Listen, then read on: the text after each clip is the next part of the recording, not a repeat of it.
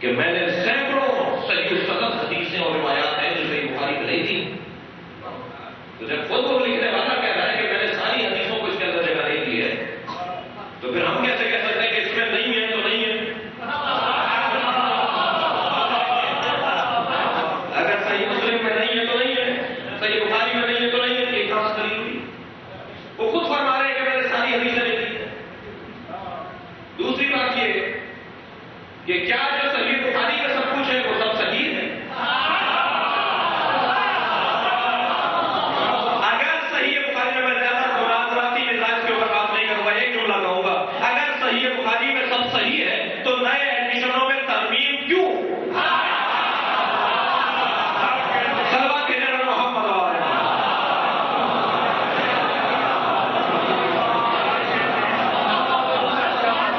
اس کا مطلب یہ ہے کہ ترمیم کر رہے ہیں کہ کچھ اور ہونا چاہیے، یہ ہٹ جانا چاہیے. انٹرنیٹ پر ایک صاحب سے بات ہونے لگی، فلاں ہو یہ ہو ہوتا ہے تمہارے یہاں سب جو ہے وہ معذاللہ ناجائز معاملات ہیں. بھائی یہ تہمت شیعوں پہ لگانے سے پہلے صحابہ اکرام کا احترام کرو.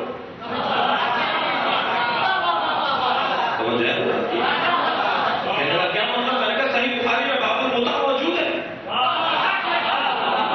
آپ یقین جانیے وہ حافظ صحیح بخاری تھا مگر وہ کہنے لگا نہیں ہے. تعارف میں پہلے اس نے بتایا کہ میں شیخ الحدیث ہوں. شیخ الحدیث کا مطلب ہے جیسے صحیح بخاری یاد ہو، صحیح مسلم یاد ہو. میں نے کہا آپ کیسے شیخ الحدیث ہیں؟ آپ کیسے جو ہے وہ حافظ صحیح بخاری ہیں اور آپ کہہ رہے ہیں باب المطاع نہیں ہے؟ آپ ذرا ایک دن کی مہلت لے لیجیے. توجہ چاہوں گا، ایک دن کی مہلت لے لیجیے، جا کر دیکھ لیجیے کہ صحیح بخاری کے اندر باب المطاع ہے یا نہیں. دوسرے دن آگے کہتے ہیں ہاں ہے مگر منسوخ ہو گیا تھا. بھائی کم سے کم امام بخاری کے زمانے تک تو تھا جو انہوں نے لکھا. ایک سلمان بھیجے ذرا محمد علیہ.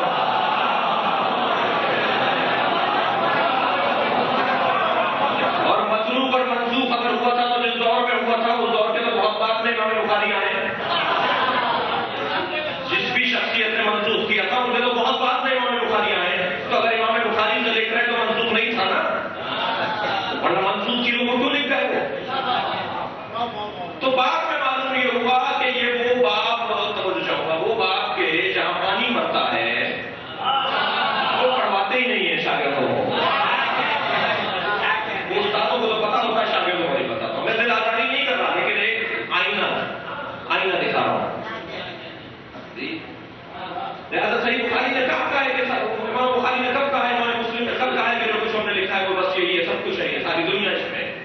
یہ تو میرا اعزاز ہے، یہ اس ملت کا اعزاز ہے کہ امام ششم فرماتے ہیں ہم نے قیامت تک آنے والے سارے مسئلے بتا دیے. صلوات بھیجے محمد علیہ.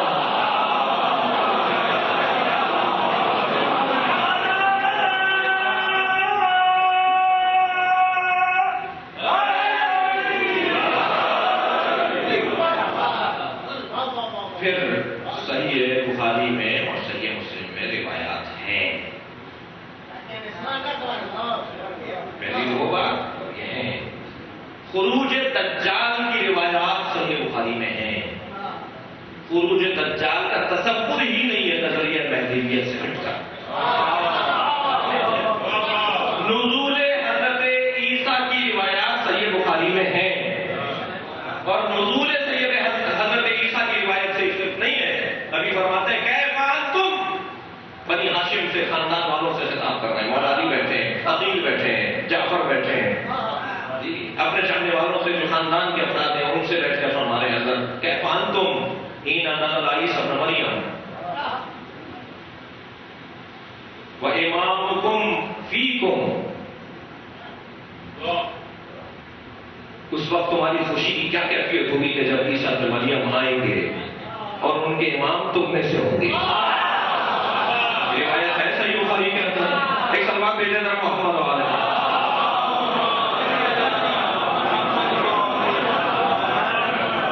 شاید امام بخاری نے نہ چاہا ہو، شاید حضرت امام مسلم نے نہ چاہا ہو کہ سب ساری روایات کافی ہیں، چند روایات کافی ہیں جو امام سے متعلق ہیں. اور پھر ایک اور بڑی دلیل تھک کر نہیں سنے.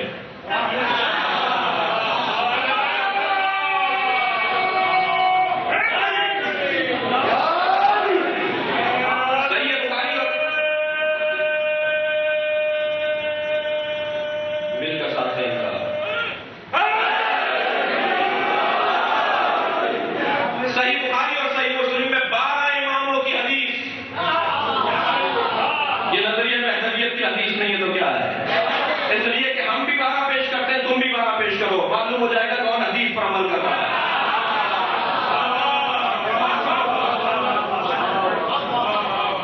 کہنے لگے صاحب یہ تو مسلمات اسلامی میں سے ہے کہ نبی کے 12 جانشین ہیں، مگر نبی نے صالحین، راشدین، قانتین، راکعین، ساجدین، توجہ چاہوں گا، ان اماموں کے بارے میں کہا ہے کہ میرے بعد 12 میرے جانشین ہوں گے جو ایسے ہوں گے جی. لہذا پورا کرنے لگے، 52 آ گئے، 52 میں سے 12 پورا کرنے لگے، 4 کو چھوڑ کر 1، 5 کو چھوڑ کر 1. تو وہ جو 4 کا دورانیہ گزرا وہ زمانہ امام سے خالی رہا. بھائی ملفوظ بات کر رہا ہوں، لکھتی بھی بات کر رہا ہوں. کہنے لگے راشدین تو یہ 4 خلیفہ، 5 خلیفہ امام حسن کو خلفاء راشدین میں مانا جاتا ہے کہ یہ 5 خلیفہ جو ہیں راشدین ہیں. ان کے بعد چند خلفاء آئے جو راشدین نہیں تھے، پھر آئے عمر بن عبدالعزیز وہ راشد تھے، پھر آئے فلاں جو راشد تھے. اس طرح سے پورے کرتے کرتے 52 میں سے 12 پورے کر دیے اور قیامت نہیں آئی.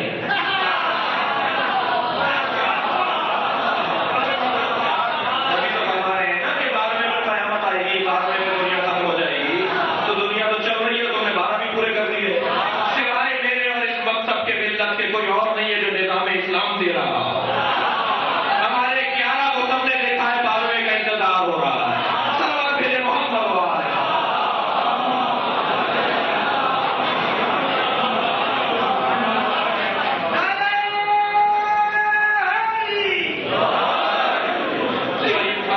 صحیح مسلم میں امام کا تصور، امام کے بارے میں بات ہے. دوسرا شبہ، مجھے لگتا ہے دوسرے شبے میں بات مکمل ہو جانا چاہیے، یعنی میں اس سے بیان مکمل کروں. دوسرا شبہ آتا ہے کہ یہ نظریہ سیاسی نظریہ ہے. یہ نظریہ ضرورت ہے.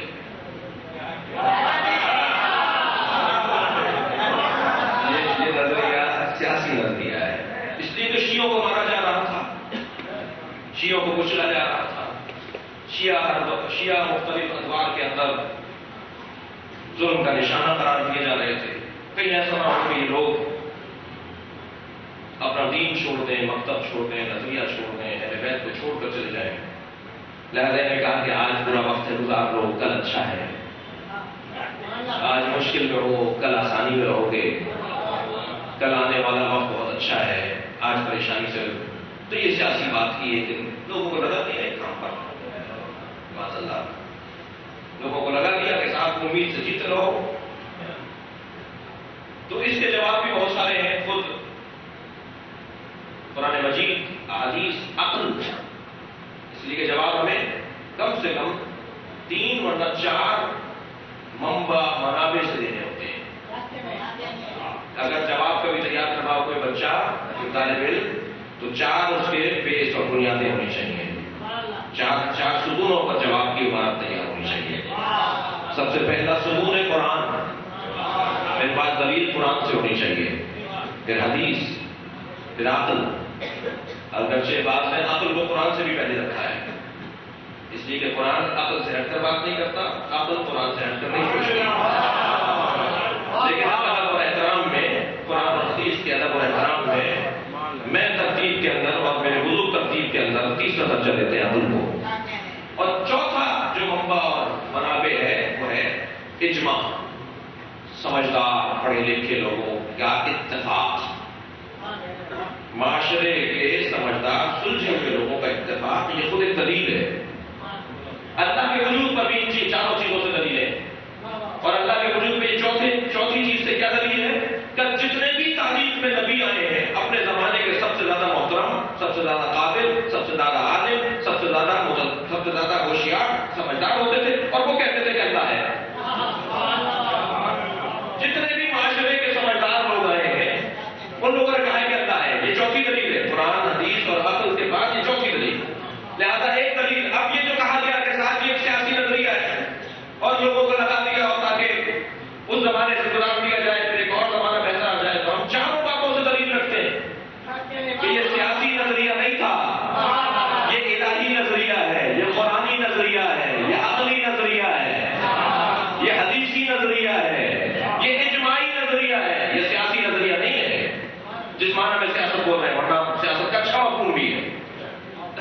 اچھا حکم بھی ہے، لیکن یہاں پر جس معنی میں بولا گیا قرآن مجید کی وہ ساری آیات ایک جگہ جمع کر لیجیے اور ردیف بنا لیجیے. بس آخری دلیل اس موضوع کے بندے کا یعنی اس بات کو پورا کرو. قرآن مجید کی وہ ساری آیات کو ردیف کر لیجیے کہ جس کے اندر مستقبل سے امید دلائی جا رہی ہے.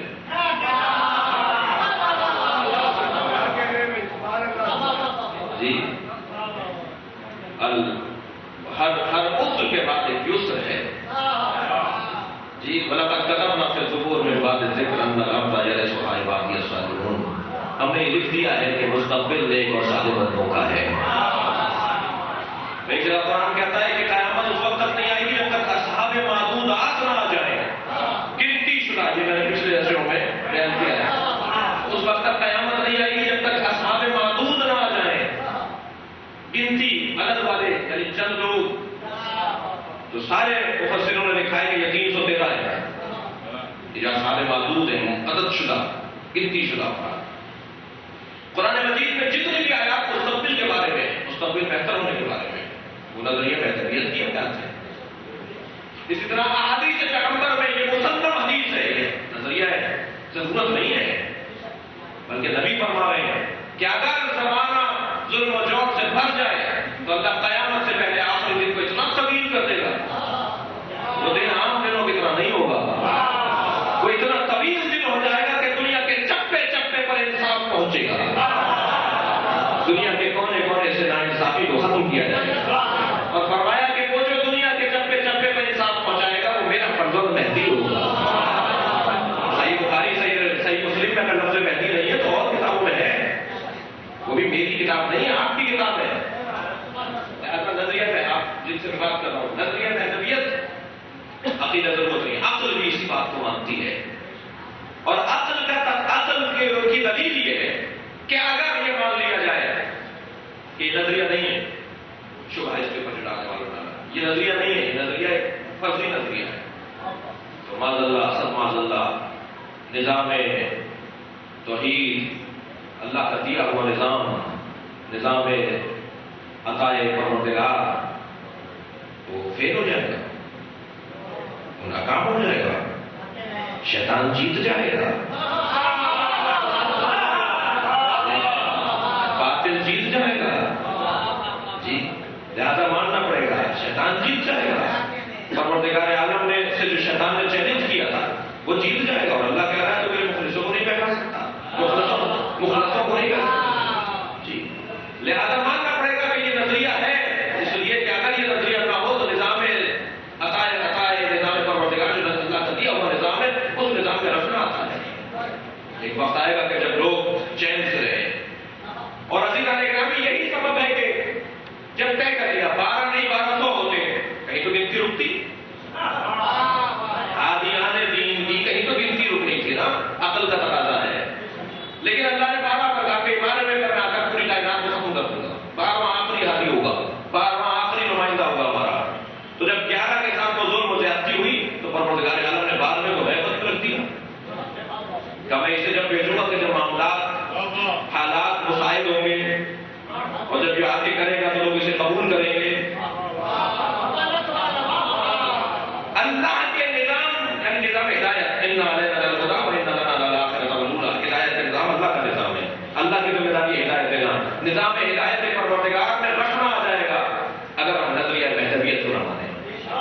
نظریہ مہدویت نظام الہی کا ایک سنہرا باب ہے، بلکہ یوں کہوں کہ ہاتھ میں ظلم کرنے والوں کی تاریخ مٹنے کا نام ہے، ظالموں کے چہرے سیاہ ہونے کا نام ہے.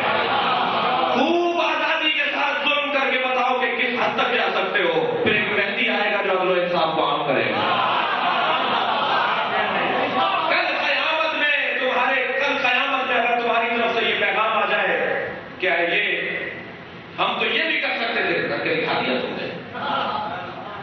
نہیں، تم اپنے انتہائی ظلم کر کے دکھاؤ. جب تم تھک جاؤ گے ظلم کرتے خود کہو گے کہ ہم پریشان ہو گئے. ظالم خود کہے گا کہ میں پریشان ہو گیا. ظالم جب خود اظہار کرے کہ میں تھک گیا تو پروردگار اعلیٰ کہے گا کہ اب مہدی آ جاؤ اور حضرت کا ظہور ہوگا، اور حضرت اس انداز سے جو مانے کہ عدل و انصاف کو عام کر دیں گے اور ظلم و جور کا خاتمہ کر دیں گے.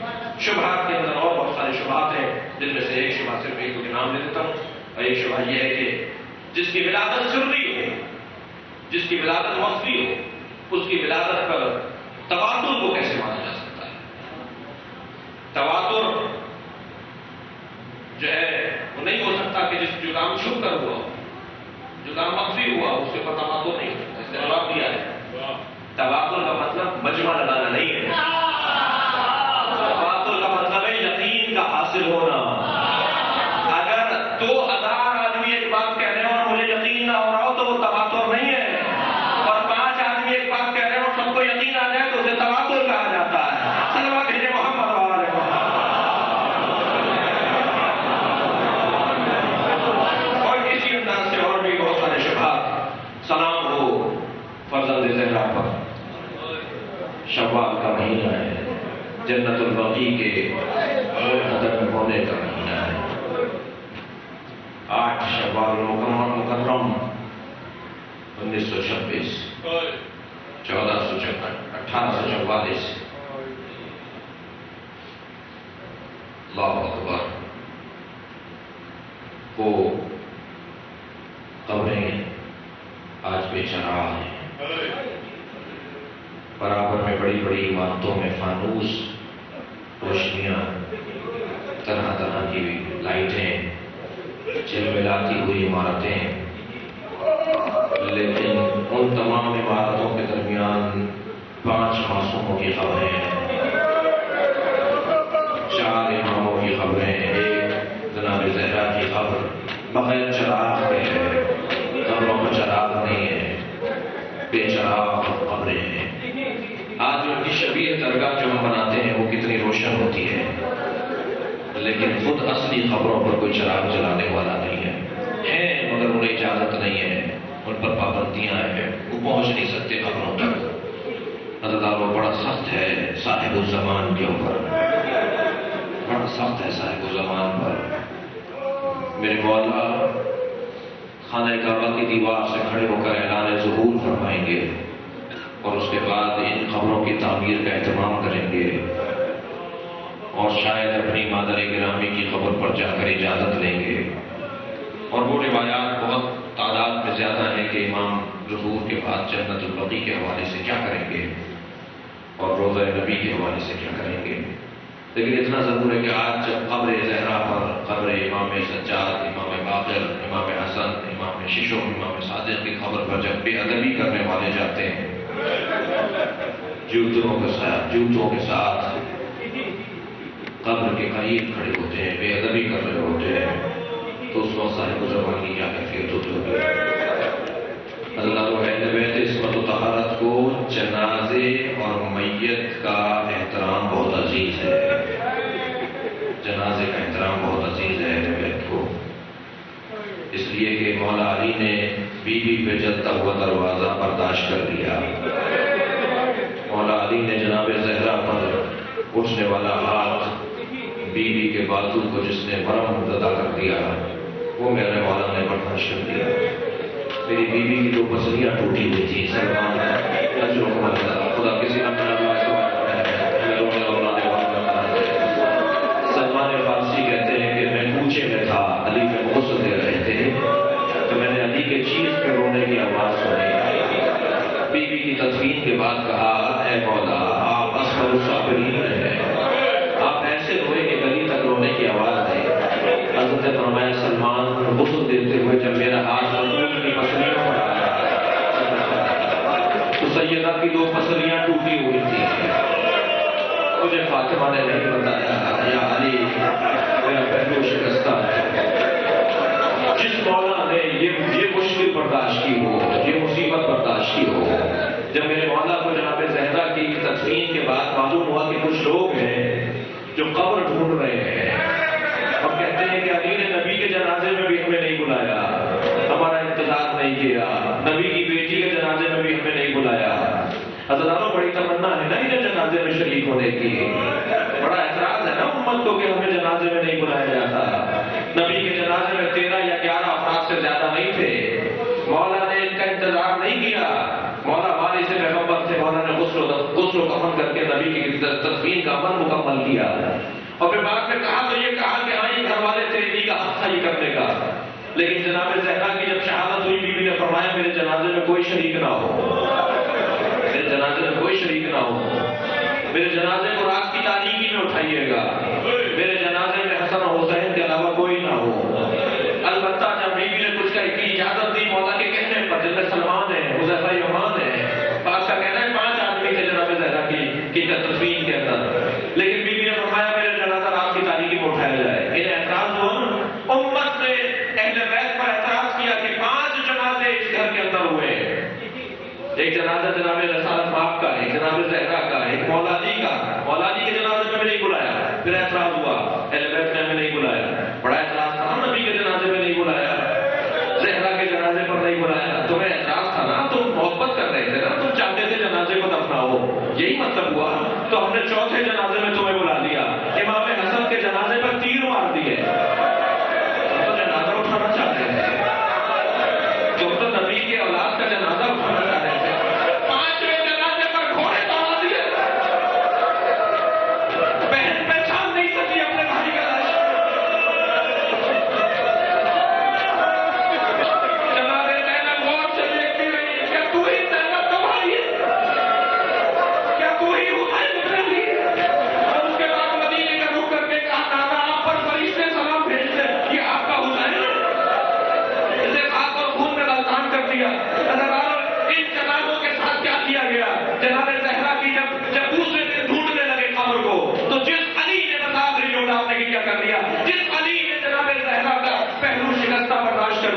لیکن جب معلوم ہوا کہ قبر کو کھولیں گے اور بیوی کا جنازہ نکالنا چاہتے ہیں، مولانا نے تلوار نکال دی، ذوالفقار نکال دی اور چلے ہیں اپنے گھر سے، اور میرے مولا نبی نے بھی فرمایا تھا جب علی کے منہ سے جھاگ نکل رہے ہو تو سمجھ لینا کہ اگر کوئی علی کا سامنے آیا تو اس کا قتل ہو جائے گا۔